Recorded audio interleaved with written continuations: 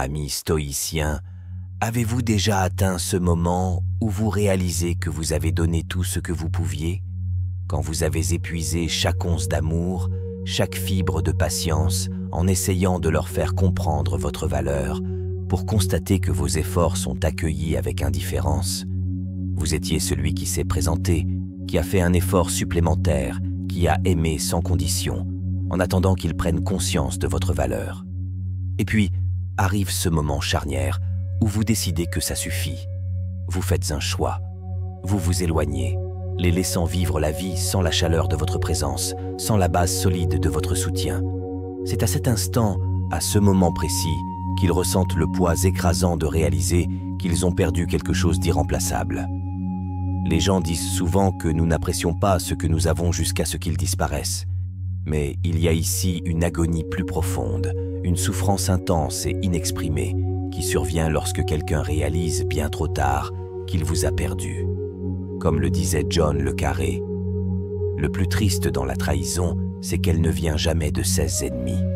Ce n'est pas un étranger qui a ignoré votre valeur, c'était quelqu'un en qui vous aviez profondément confiance, quelqu'un que vous avez autorisé à entrer dans vos endroits les plus vulnérables. Et quand vous décidez enfin de vivre pour vous-même, au lieu de mendier des bribes d'attention, ils se retrouvent avec le silence froid et vide de votre absence. Imaginez ceci. Vous étiez leur phare dans la tempête, la lumière inébranlable qui les guidait toujours vers la sécurité. Peu importe le chaos qui faisait rage autour de vous, ils vous traitaient comme quelque chose vers lequel ils pouvaient revenir. Volonté. Remplaçable. Toujours là. Mais qu'arrive-t-il à un marin lorsque le phare disparaît? Ils sont perdus. À la dérive. Engloutis par les ténèbres auxquelles ils ne s'étaient jamais préparés. Ils pensaient pouvoir se débrouiller seuls, mais se retrouvèrent trébuchés dans l'obscurité qu'ils tenaient pour acquise. Tu allumerais toujours. Combien de fois avez-vous excusé leur froideur en espérant qu'ils verraient enfin votre valeur? Combien de moments avez-vous sacrifié en attendant qu'ils apprécient le cadeau de votre présence? Et peut-être le plus douloureux, combien de fois avez-vous douté de votre propre valeur parce qu'ils ne pouvaient pas ou ne voulaient pas la voir? Nous souffrons plus en imagination qu'en réalité, nous rappelle Sénèque. Mais la douleur de partir, de choisir soi-même plutôt que l'illusion de leurs soins, cette douleur est brute et transformatrice. S'éloigner est peut-être la chose la plus difficile que vous puissiez faire, mais c'est aussi la chose la plus courageuse. En vous choisissant, vous choisissez la paix plutôt que la douleur, la clarté plutôt que la confusion et la dignité plutôt que le désespoir. Quand ils vous perdent, quelque chose change. Au début, ils peuvent ressentir un frisson, un faux sentiment de liberté. Mais cette liberté se transforme vite en isolement. Vers qui vont-ils se tourner maintenant? Qui les connaîtra d'une manière dont ils ne se comprennent même pas eux-mêmes? Ils traversent leur journée en ressentant un vide qu'ils ne peuvent expliquer, une douleur qui les ronge dans les moments calmes. Parce qu'au final, c'est celui qui s'en soucie le plus qui laisse le vide le plus profond. Comme le disait Épictète, ce qui compte, ce n'est pas ce qui vous arrive, mais la manière dont vous y réagissez. Et leur réaction, une fois qu'ils auront pleinement conscience de ce qu'ils ont perdu, sera un chagrin dont ils ne pourront se débarrasser. Alors appuyez sur le bouton « J'aime » sous cette vidéo si vous êtes prêts, car pendant les heures calmes de la nuit, lorsque les distractions s'estompent et qu'il ne reste plus que leurs pensées, ils réalisent qu'ils ont chassé des ombres, vécu des illusions, s'accrochant au confort de savoir que vous seriez toujours là. Mais maintenant, ils voient la vérité. Ils n'étaient pas les héros de cette histoire. Ils étaient idiots, trop aveuglés par leur propre ego pour reconnaître la loyauté, l'amour et la force qui les soutenaient. Ils pensaient que tu étais une constante, comme le lever du soleil qui salue chaque jour. Mais maintenant que la lumière a disparu, ils doivent affronter des ténèbres qu'ils n'avaient jamais anticipées. Ils ressentiront la douleur, le regret. Ils voudront que vous reveniez. Mais la fierté et l'ego les retiennent au début. Pourtant, la fierté s'estompe et le regret perdure. Et ce n'est que le début de leur voyage qui les mènera à une compréhension plus profonde de ce qu'ils ont vraiment perdu. Ils peuvent essayer de combler le vide avec d'autres, des distractions et des plaisirs éphémères, mais rien n'est comparable. Au fond, ils le savent. Ils se rendront compte que trouver quelqu'un comme vous est non seulement improbable, mais presque impossible. Tu étais rare, un joyau inébranlable dans un monde de moments passagers. Lorsque cette vérité leur apparaît enfin, le chagrin de la compréhension devient implacable. Ils réalisent trop tard que certaines personnes sont irremplaçables, et à mesure que le poids de cette vérité s'atténuera, ils se retrouveront à reculer, désespérés de récupérer ce qu'ils ont jeté. Mais c'est là que vous faites appel à chaque once de force que vous possédez. Lorsqu'ils reviennent en rampant, hantés par le regret et les souvenirs de ce que vous avez partagé autrefois, il est tentant de retomber dans de vieux schémas, de confondre leur attention avec un véritable changement. Mais comprenez qu'ils sont de retour parce qu'ils veulent vous ramener dans le cycle, pour reprendre le contrôle de ceux qu'ils avaient autrefois. Tenez bon. Il ne s'agit plus d'eux. Il s'agit de vous qui récupérez votre pouvoir et refusez d'être un pion dans le jeu de qui que ce soit. Parcourons ce voyage, étape par étape. Chaque pas les rapproche de ce point de désespoir où ils reconnaissent enfin l'ampleur de leur perte. En parcourant ces 8 étapes, vous verrez à quel point leurs regrets sont profonds et pourquoi rester fort est le choix le plus libérateur que vous puissiez faire. Donc, si vous êtes prêt à plonger, à comprendre leur parcours de regrets et votre propre chemin vers l'autonomisation, faisons ce pas ensemble. C'est le moment d'affirmer votre force et votre indépendance. Dis-le avec moi. J'aime mon indépendance. Oui, vous le faites. Et vous devez le faire, car il s'agit de défendre votre propre valeur. Alors, répétez-le. J'aime mon indépendance. Ne vous retenez pas. Embrassez-le pleinement. Allez plus loin et allez-y, et écrivez-le dans les commentaires. J'aime mon indépendance. Réclamez-le haut et fort. Ceci est votre déclaration.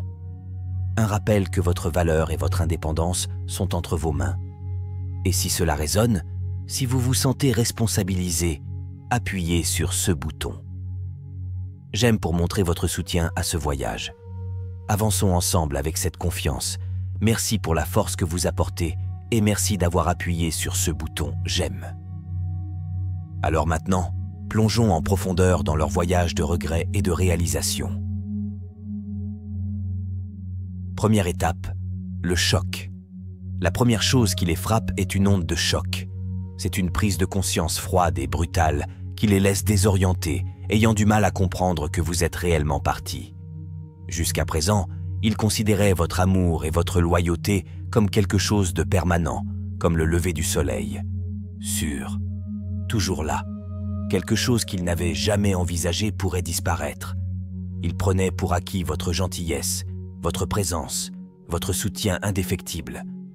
Mais maintenant, pour la première fois, ils sont confrontés à une réalité indéniable. Vous êtes partis. Et cette prise de conscience, cette secousse de clarté, atterrit comme un coup de poing qu'ils n'avaient jamais vu venir. Imaginez-le, la personne qui pensait détenir tout le contrôle, qui croyait pouvoir vous attirer et vous repousser quand bon lui semblait, se retrouve soudain seul. Ils vérifient leur téléphone à plusieurs reprises, attendant un message, un appel, un signe indiquant que vous les contacterez comme vous l'avez toujours fait. Mais il n'y a rien. Silence. Et ce silence est plus éloquent que n'importe quel mot. Ils se retrouvent avec la réalisation effrayante que quelque chose de puissant, quelque chose d'irremplaçable leur a glissé entre les doigts. Ce choc est plus qu'une simple surprise, c'est la rupture d'une illusion.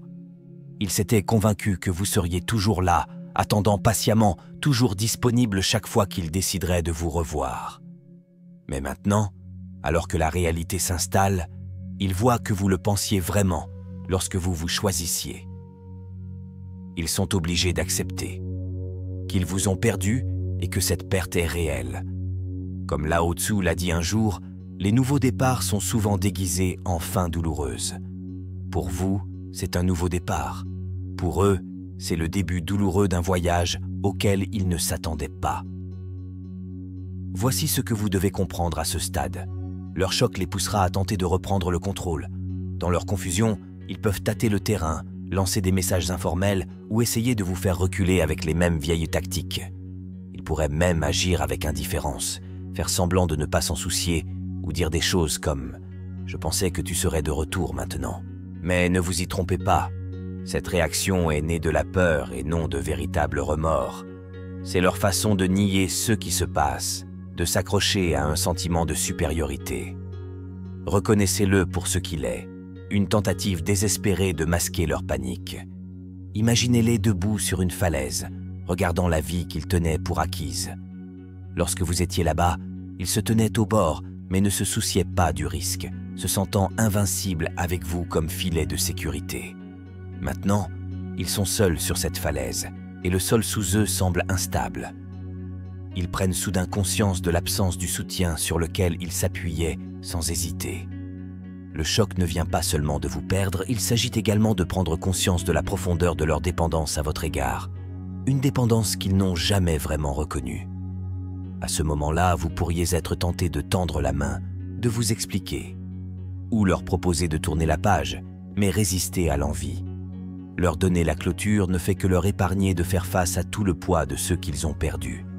Si vous intervenez pour soulager leur inconfort, vous ne faites que renforcer leur conviction que vous êtes toujours à leur portée. Aussi difficile que cela puisse être, laissez-les ressentir ce choc. C'est leur voyage, et chaque moment de silence, chaque message sans réponse est un rappel de votre choix de vous éloigner. Tenez bon, et rappelez-vous que cette étape est essentielle pour vous deux. Rumi a écrit « La blessure est l'endroit où la lumière entre en vous. Votre absence est cette blessure, et ils ont besoin de la ressentir pleinement pour comprendre. Restez ancré dans votre décision et rappelez-vous pourquoi vous avez choisi de vous éloigner. Cette étape est le fondement de votre nouvelle estime de soi, le début d'un chapitre où vous vous priorisez.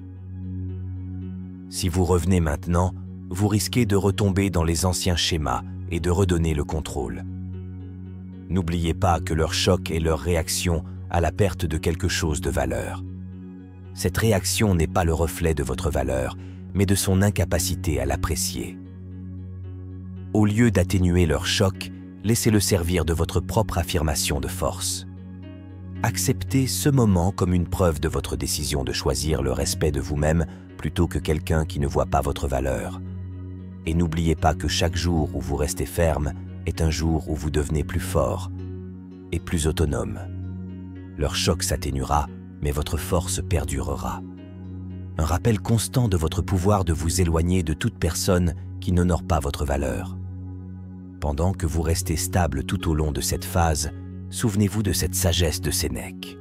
Tel est un conte, telle est la vie. Pas combien de temps cela dure, mais ce qui compte, c'est à quel point c'est bon. Vous écrivez une nouvelle histoire, remplie d'estime de soi, de dignité et de résilience. Ils ressentent peut-être le choc de te perdre, mais toi, mon ami, tu es enfin libre. Acceptez cette vérité. Ce choc est le début de leur règlement et le début de votre libération. Tenez bon et laissez-les comprendre ce qu'ils ont perdu. Et les amis, si vous ne l'avez pas déjà fait, n'hésitez pas à cliquer sur le bouton « J'aime ». Cela aide vraiment cette vidéo à atteindre d'autres personnes qui pourraient avoir besoin de ce soutien. Et il n'y a rien de mieux que de savoir que nous aidons davantage de personnes à trouver la force dont elles ont besoin. Étape 2. Déni. Une fois le choc initial passé, ils se retrouvent dans une spirale de déni. Ils ne peuvent pas vraiment croire que tu es parti. Dans leur esprit, cela ne peut pas être réel. Ils reviendront. Ils reviennent toujours, se disent-ils. C'est à cette étape qu'ils créent un récit qui rend cette séparation temporaire. Juste un petit malentendu. Quelque chose dont tu t'en remettras. Ils se convainquent que vous êtes toujours en orbite autour d'eux, prêts à revenir dès qu'ils vous tendent la main. Le déni est leur façon de garder le contrôle. Une tactique pour minimiser la perte et éviter de faire face aux impacts réels de votre départ. Dans leur esprit, rien n'a changé. Vous êtes simplement contrarié ou avez besoin d'espace. Accepter votre départ signifierait affronter le vide laissé par leurs propres actions. Et c'est une réalité à laquelle ils ne sont pas prêts à faire face. Alors, ils s'accrochent à un mensonge réconfortant, à l'illusion que tu reviendras. Comme le disait judicieusement Marc Aurèle, rejetez votre sentiment de blessure et la blessure elle-même disparaîtra. Dans le déni, ils tentent d'effacer la douleur de vous perdre en refusant de croire que c'est réel. Au cours de cette étape, ils peuvent agir comme si tout allait bien, comme si vous étiez toujours une option en attente. Vous pouvez les voir publier en ligne, continuer leur vie ou même essayer de paraître indifférents. Ils essaient de se convaincre eux-mêmes, ainsi que tous ceux qui les regardent, qu'ils ne sont pas dérangés. Mais derrière ce calme extérieur se cache un désespoir croissant. Ces distractions ne sont qu'un moyen de se sentir en contrôle. Ils peuvent même vous tester, vous envoyer des messages informels ou tenter de vous reconnecter subtilement, comme si cette séparation n'était qu'un petit malentendu. Voici ce que vous devez faire. Rien. Le silence est votre allié. C'est le moment de garder ses distances, de tenir bon. Ne vous laissez pas influencer par leurs tentatives visant à vous ramener à d'anciens schémas. Ils essaieront de vous convaincre avec des messages informels en espérant ne serait-ce qu'une petite réponse qui les rassurera. Ne cédez pas. Ce n'est pas le moment de clarifier votre décision, de proposer de tourner la page ou d'atténuer leur inconfort. Qu'ils ressentent la distance, car le déni ne peut persister qu'en l'absence de réalité. Votre silence les oblige à affronter la vérité qu'ils veulent tant éviter. Pensez-y de cette façon. Ils construisent un château de cartes, en les empilant soigneusement chacune pour maintenir l'illusion que vous êtes toujours là, que rien n'a changé. Mais chaque instant de silence de votre part est un coup de vent, menaçant de tout faire tomber. Plus vous restez ferme, plus leur déni devient fragile. La réalité de votre absence commence à s'infiltrer et ils commencent à ressentir la vérité qu'ils ont niée. C'est là que votre force entre en jeu. Ne proposez pas d'explication. Ne leur donnez pas la satisfaction de penser que vous êtes toujours joignable. Votre silence leur rappelle l'accès précieux qu'ils ont perdu et aucun déni ne peut le cacher. Des négations. Et simplement un retard. C'est leur façon de faire face à une réalité à laquelle ils ne sont pas prêts à faire face. Une réticence à voir ce qui les attend. Mais ce n'est que temporaire. Chaque jour qui passe, le poids de votre absence s'alourdit. Et tandis qu'ils s'accrochent au déni, vous devenez plus fort, acquérant la clarté qui vient du fait de rester ferme. Leur déni peut les protéger pour le moment, mais votre silence finira par faire s'effondrer la vérité. Pendant que vous restez stable tout au long de cette étape, souvenez-vous des paroles d'Épictète. L'homme n'est pas tant préoccupé par les problèmes réels que par ses angoisses imaginaires concernant des problèmes réels. Leur déni est un bouclier imaginaire. Et quand il s'effondrera, ils se retrouveront face à la vérité brute. Et vous serez toujours libre et inébranlable. Et les amis, nous sommes maintenant au cœur de ce voyage. Et croyez-moi, les choses sont sur le point de devenir encore plus intenses. Mais les amis, si à ce stade vous avez des questions, un point de vue unique ou même une histoire personnelle qui pourrait inspirer d'autres, partagez-la dans les commentaires. Votre expérience pourrait être l'encouragement dont quelqu'un d'autre a besoin en ce moment. Lorsque le déni ne parvient pas à tenir la réalité à distance, la colère s'engouffre. Cette étape les frappe durement, comme une tempête perçant le calme. Réaliser que vous êtes vraiment parti déclenche une frustration à laquelle ils n'étaient pas préparés. Ils ne s'apaisent plus avec des mensonges. Ils reviendront, ou alors ce n'est qu'une phase. Au lieu de cela, ils sont saisis par une rage ardente, de la rage dirigée contre vous pour avoir osé vous éloigner, et au fond, contre eux-mêmes pour avoir laissé les choses en arriver là. Dans leur esprit, ils sont piégés. Vous n'aviez pas le droit de partir, ni le droit de perturber le statu quo qu'ils contrôlaient. Mais ne vous y trompez pas, cette colère est un masque, une couverture pour la douleur et le regret les plus profonds qui couvent sous la surface. À ce stade, ils ne sont plus en mesure de prétendre que tout se passe comme d'habitude. Ils peuvent s'en prendre ouvertement ou laisser leur colère s'échapper de manière subtile et passive-agressive. Vous pourriez les entendre vous lancer des accusations, vous traiter d'égoïste, vous accusez d'abandonner trop facilement ou de déformer l'histoire pour se présenter comme une victime. Dans leur colère, ils réécrivent l'histoire, encadrant le récit pour donner l'impression que vous êtes le problème, celui qui ne s'en soucie pas assez, qui est parti trop tôt. Comme le disait Sénèque, le plus puissant est celui qui se tient en son propre pouvoir. Mais pour l'instant, ils sont tout sauf puissants. Ils forment une tempête sans direction, se déchaînant pour éviter d'affronter la véritable source de leurs blessures. Cette colère sert souvent aussi un autre objectif. C'est un test. Une façon de sonder s'ils peuvent provoquer une réaction, dans l'espoir de vous inciter à répondre. Dans leur esprit, s'ils peuvent vous amener à discuter, s'ils peuvent vous faire vous défendre, ils auront toujours un lien, même si c'est par le biais d'un conflit. La colère, après tout, reste une forme d'engagement, une façon de vous maintenir dans leur orbite. Ils lancent des pics, dans l'espoir de déclencher une bagarre, essayant de vous ramener dans une conversation où ils pourront reprendre un semblant de contrôle. Que faites-vous à ce stade? Simple. Vous ne vous engagez pas. Le silence, une fois de plus, est votre force. Leur colère est une réaction à leur perte. Mais cela n'en fait pas votre fardeau à porter. Ne vous laissez pas influencer par leurs explosions. Ne laissez pas leurs accusations ou leur amertume vous entraîner à nouveau dans une dynamique où ils tiennent les ficelles. Reconnaissez leur colère pour ceux qu'elle estimate. Le désespoir déguisé en rage. Vous pourriez ressentir le besoin de répondre, pour remettre les pendules à l'heure, pour s'expliquer ou se défendre. Résistez à cette envie. Votre silence est votre bouclier, une limite qui empêche leur colère de vous atteindre. Cela leur montre qu'ils n'ont plus le pouvoir de vous manipuler avec leurs émotions. Imaginez leur colère comme un feu, flamboyant intensément, essayant de tout consumer sur son passage. Mais toi, tu es haut, calme et impassible. Leur colère peut s'enflammer, brûler vivement et continuer à faire rage, mais elle s'éteindra tant que vous ne la nourrirez pas.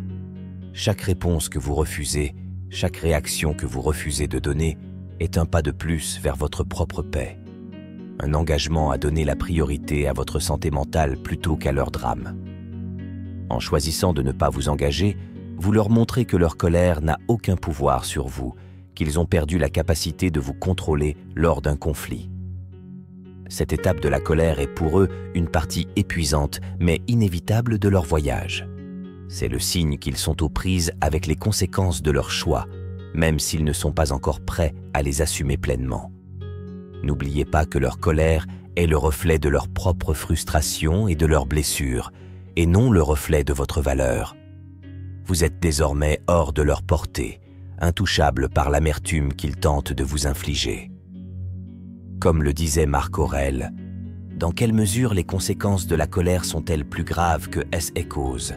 Leur colère est une tempête qui finira par s'atténuer, leur faisant plus de mal qu'elle ne pourrait jamais vous faire de mal. Tenez bon malgré cette tempête.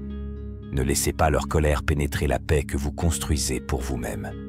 C'est un test de votre résilience, un rappel de la force qu'il a fallu pour s'éloigner et de la force qu'il a fallu pour rester à l'écart.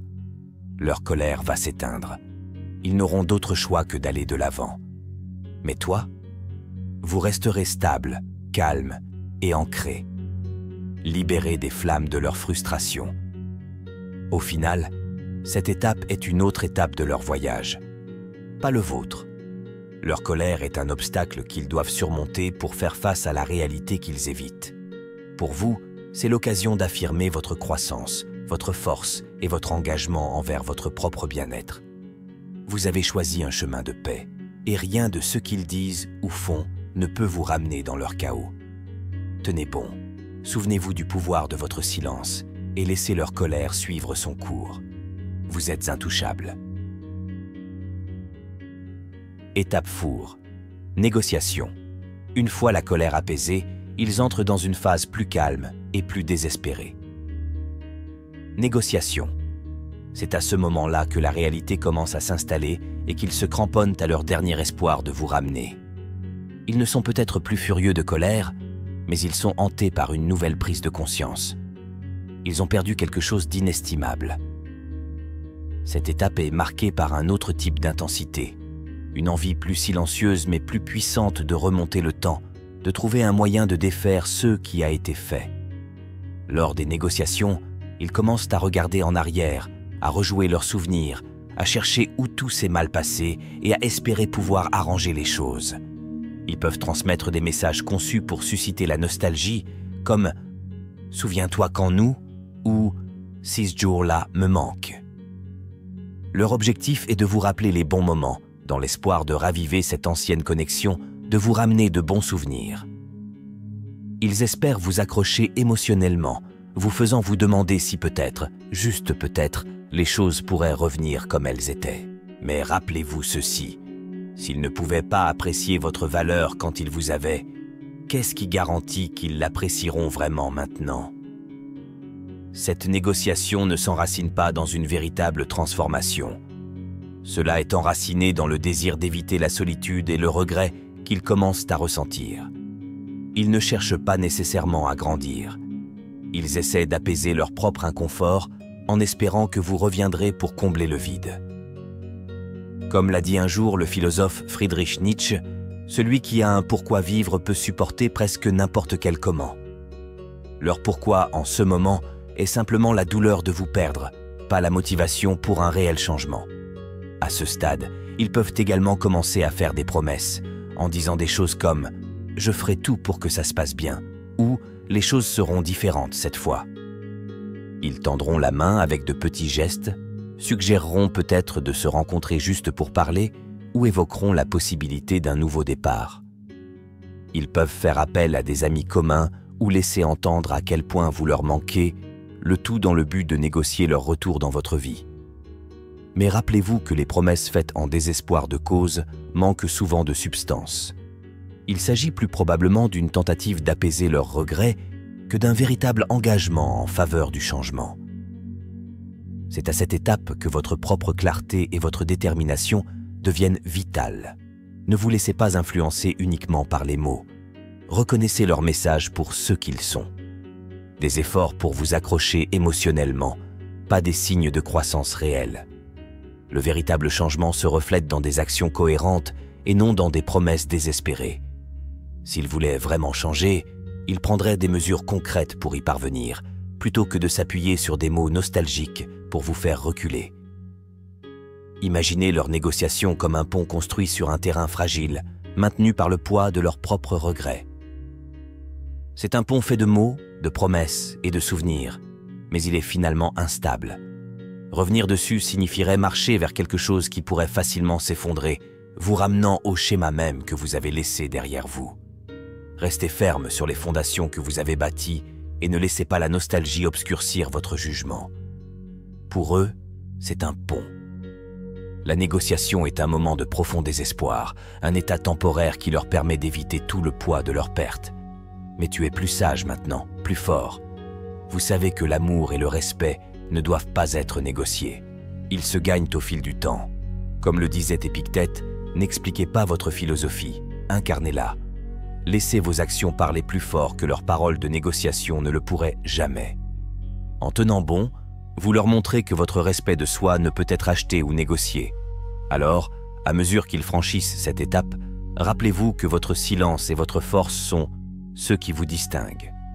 Vous choisissez la paix plutôt que des promesses creuses, le respect de soi plutôt que des paroles désespérées. Ce n'est pas le moment de les réconforter ou d'atténuer leur culpabilité. C'est le moment pour vous de continuer votre propre voyage, en laissant derrière vous tous ceux qui ne voient votre valeur qu'avec le recul. Ils négocient peut-être pour revenir en arrière, mais vous restez ferme et avancez avec clarté et force. En fin de compte, cette étape est un autre chapitre de leur voyage. Laissez-les faire leurs offres, laissez-les se remémorer et laissez-les promettre le monde s'ils le souhaitent. Vous avez déjà fait votre choix, et votre vie, votre paix et votre croissance ne sont plus négociables. Étape 5.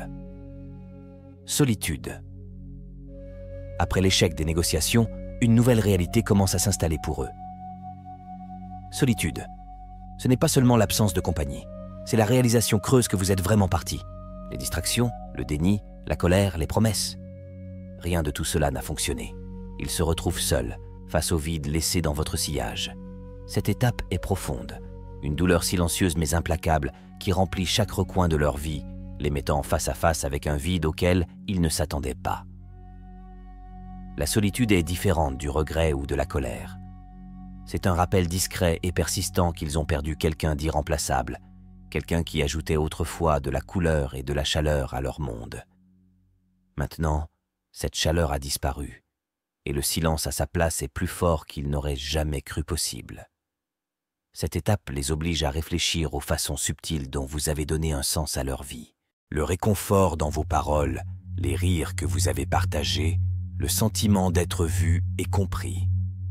Sans vous, ils commencent à réaliser à quel point ils comptaient sur votre présence pour donner à leur vie une certaine profondeur qui leur manque désormais. Dans leur solitude, ils peuvent essayer de combler le vide avec des distractions. Ils chercheront des substituts, des personnes ou des activités qui pourraient temporairement les distraire de ce vide douloureux. Mais aucune quantité de médias sociaux, de nouveaux visages ou d'expériences éphémères ne peut remplacer ce qu'ils ont eu avec vous. Chaque connexion semble superficielle, chaque tentative d'avancer semble creuse. Ils se rendent compte que trouver quelqu'un qui se soucie vraiment d'eux et qui les comprend n'est pas aussi facile qu'ils le pensaient autrefois. Ils vous chercheront chez les autres dans l'espoir de recréer cette même connexion. Mais chaque tentative échoue, ne faisant que rappeler douloureusement ce qui va arriver. Cette solitude peut être difficile à observer de loin. Vous les remarquerez peut-être en publiant davantage, en essayant de montrer leur bonheur ou en s'entourant de personnes pour remplir les espaces vides. Mais n'oubliez pas que cette solitude n'est pas seulement due au manque de compagnie. C'est la prise de conscience interne qu'ils ont sous-évalué quelque chose de précieux. Votre silence pendant cette étape ne fait qu'amplifier cette réalité, renforçant la vérité selon laquelle vous ne reviendrez pas pour combler ce vide. Comprenez ceci, leur solitude ne vous appartient pas. Cela fait partie du voyage qu'ils doivent parcourir pour vraiment comprendre les conséquences de leurs actes. En ressentant toute la profondeur de cette solitude, ils sont obligés de se confronter à la réalité de qui vous étiez pour eux et à quel point ils vous prenaient pour acquis. Cette solitude est un miroir qui leur montre l'impact de leurs choix, le prix de leur mépris pour quelque chose de réel et de rare. Comme le disait Jean-Paul Sartre, si on se sent seul quand on est seul, on est en mauvaise compagnie. Dans leur solitude, ils sont finalement obligés de s'asseoir avec eux-mêmes pour faire face à la réalité de leur perte, sans distraction ni excuse.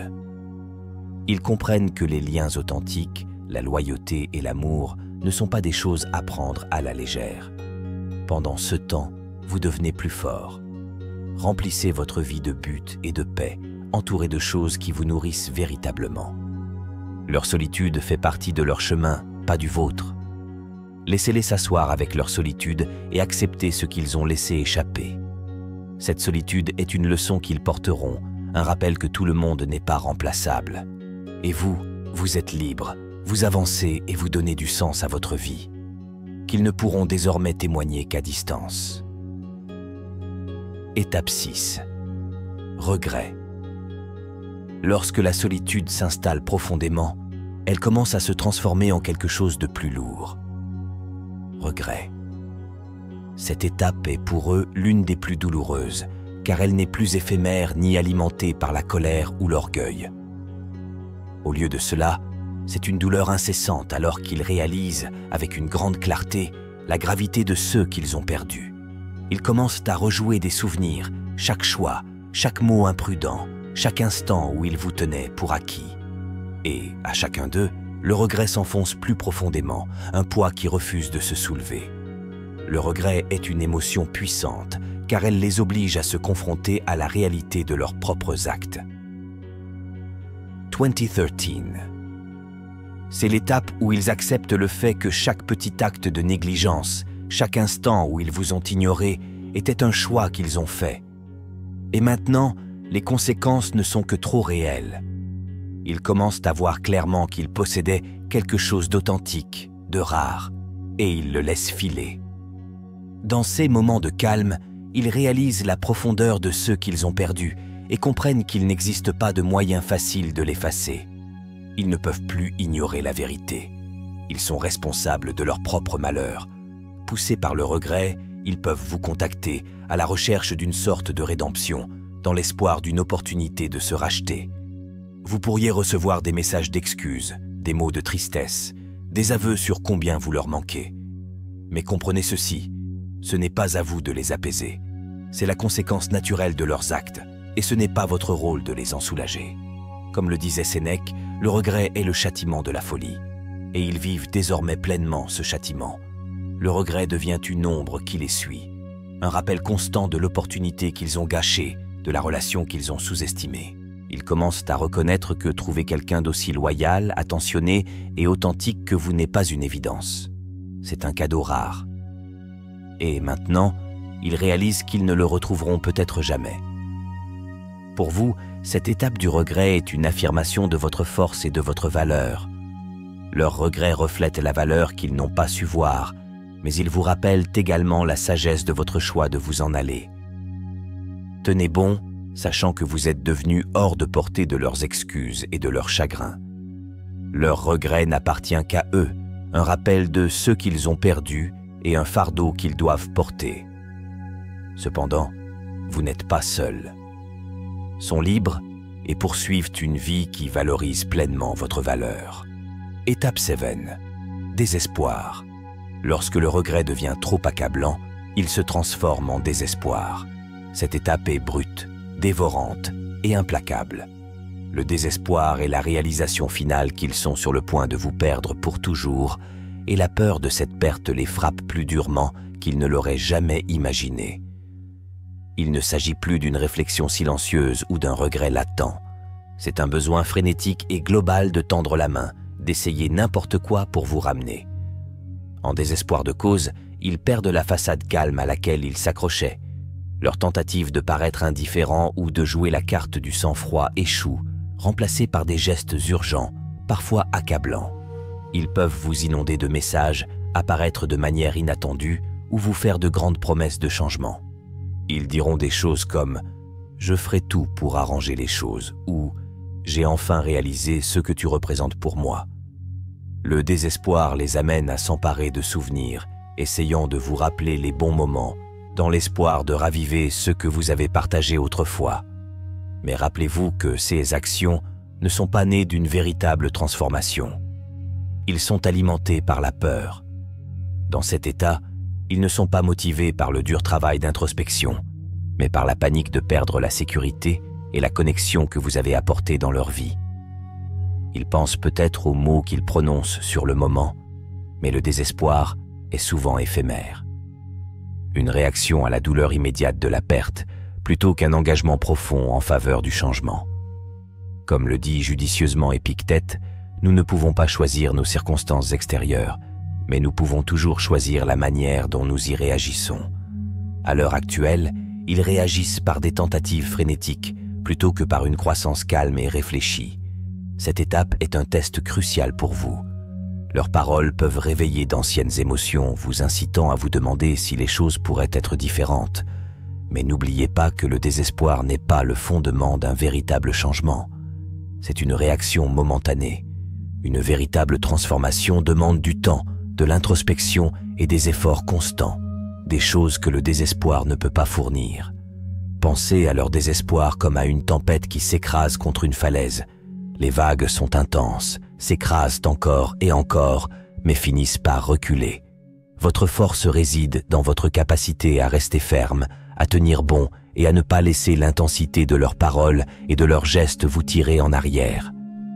Vous avez choisi la voie du respect de soi, et aucune supplication désespérée ne devrait détruire la paix que vous avez créée. En fin de compte, leur désespoir est le reflet de ceux qu'ils ont perdus et non de la valeur qu'ils apportent désormais à votre vie. Laissez-les ressentir tout le poids de cette étape, car ce n'est qu'alors qu'ils pourront vraiment comprendre l'impact de leurs actions. Cependant, vous restez stable, calme et intact, avançant avec clarté et force. Étape 8. Acceptation. L'acceptation est l'étape finale, le moment où ils acceptent la réalité qu'ils ont évitée. Après avoir traversé le choc, le déni, la colère, le marchandage, la solitude, le regret et le désespoir, ils arrivent à un lieu de résignation tranquille. À ce stade, ils commencent à voir clairement qu'ils ont perdu quelque chose d'inestimable et que leurs tentatives pour le récupérer ont échoué. L'acceptation est une pilule amère à avaler, mais c'est aussi la seule voie qui leur reste. Un moment de réflexion qui les oblige à assumer pleinement les conséquences de leur choix. L'acceptation n'est pas instantanée. C'est une prise de conscience lente, une compréhension progressive qui s'imprègne après chaque tentative ratée, chaque message ignoré, chaque moment de silence de votre part. Ils commencent à comprendre que vous n'êtes plus une option, que leur opportunité est passée et que votre vie a avancé sans eux. Cette compréhension s'accompagne d'un profond sentiment de perte, mais elle est aussi libératrice. L'acceptation est une libération des illusions auxquelles ils se sont accrochés tout au long de ce voyage, mais un abandon de l'espoir que les choses pourraient revenir à ce qu'elles étaient autrefois. À ce stade, ils arrêtent finalement de tendre la main. Il n'y a plus de marchandage, plus de gestes désespérés, plus de tentatives de réécriture du passé. Au lieu de cela, ils se retrouvent dans le lourd silence de leur propre reflet. Ils commencent à vous voir non pas comme quelqu'un qui attend dans les coulisses, mais comme quelqu'un qui a fait le choix définitif de s'en aller. Ils peuvent même éprouver un sentiment de regret, mais c'est différent maintenant. C'est un regret tempéré par la compréhension, par un respect croissant pour les limites que vous avez fixées et pour la force qu'il a fallu pour les respecter. Ils réalisent que votre départ n'était pas une tentative de les punir, mais un acte d'autopréservation, de choix de vous-même face à une situation qui ne vous servait plus. Pour eux, l'acceptation est à la fois une fin douloureuse et une étape nécessaire vers la croissance. C'est la clôture d'un chapitre sur lequel ils peuvent se souvenir avec remords, mais c'est aussi un moment de clarté. Ils comprennent que le véritable amour et la connexion ne sont pas des choses à prendre à la légère. Cette nouvelle compréhension pourrait même les inciter à opérer de réels changements en eux-mêmes, non pas pour vous reconquérir, mais pour éviter que les mêmes erreurs ne se reproduisent. L'acceptation devient un espace où ils peuvent enfin lâcher prise, où ils ne s'accrochent plus à l'espoir de votre retour, mais commencent plutôt à se concentrer sur leur propre voyage. Pour vous, cette étape d'acceptation témoigne de votre résilience et de votre force. Vous avez tenu bon à chaque phase, chacune étant un test de votre engagement envers vous-même. Ce faisant, vous avez affirmé votre propre valeur, choisissant la paix, le respect de vous-même et une vie libre des cycles qui vous retenaient autrefois. Leur acceptation marque une libération définitive. Un moment où vous pouvez avancer sans le poids de leurs regrets persistants ou l'attrait de leurs émotions inachevées. En acceptant, vous êtes libre. Libérés des récits qu'ils ont essayé de raconter. Libérés des turbulences émotionnelles qu'ils provoquaient autrefois. Cette étape est votre victoire. Un moment où vous pourrez regarder en arrière avec clarté et gratitude pour le chemin que vous avez choisi. Vous n'avez pas hésité. Vous n'êtes pas retombé dans des schémas familiers et, ce faisant, vous vous êtes libéré d'une dynamique qui ne vous servait plus. Désormais, vous êtes sur des bases solides, prêts à embrasser ce qui vous attend, sans que le poids du passé ne vous retient. L'acceptation est la fermeture d'une porte, tant pour eux que pour vous. Pour eux, il s'agit de comprendre que certaines erreurs ne peuvent être réparées, que certaines personnes sont vraiment irremplaçables. Ils réalisent enfin qu'ils ont perdu quelqu'un de rare et de précieux, quelqu'un qui ne sera pas facilement remplacé. Pour vous, l'acceptation est le début d'un nouveau chapitre, rempli de croissance, d'amour de soi et de possibilités de relations qui honorent la personne que vous êtes devenue. À mesure que vous avancez, rappelez-vous la force qu'il a fallu pour arriver ici. Ce voyage n'a pas été facile, mais chaque étape vous a rapproché de ce moment de libération. En fin de compte, vous n'êtes pas défini par la douleur qu'ils ont pu causer, mais par la force qu'il a fallu pour vous choisir. L'acceptation est votre liberté, votre libération et le point de départ d'une vie pleinement enracinée dans votre propre valeur. Embrassez-le, car vous êtes sorti de ce voyage plus fort, plus sage et prêt à accueillir la paix et les possibilités qui vous attendent. Si ce voyage vous a marqué, n'oubliez pas d'aimer, de partager et de vous abonner pour un contenu plus stimulant. N'oubliez pas que s'éloigner n'est pas seulement une fin, c'est le début d'un nouveau chapitre défini par le respect de soi, la force et l'estime de soi. Vous avez dépassé les cycles de doute et êtes entré dans une vie où votre valeur n'est pas négociable. Chaque étape vous a rapproché de la liberté et de la paix que vous méritez. Maintenant, envisagez l'avenir avec confiance, sachant que vous êtes plus fort, plus sage et pleinement habilité à créer des liens qui honorent qui vous êtes vraiment. Merci d'être ici. Restez autonome.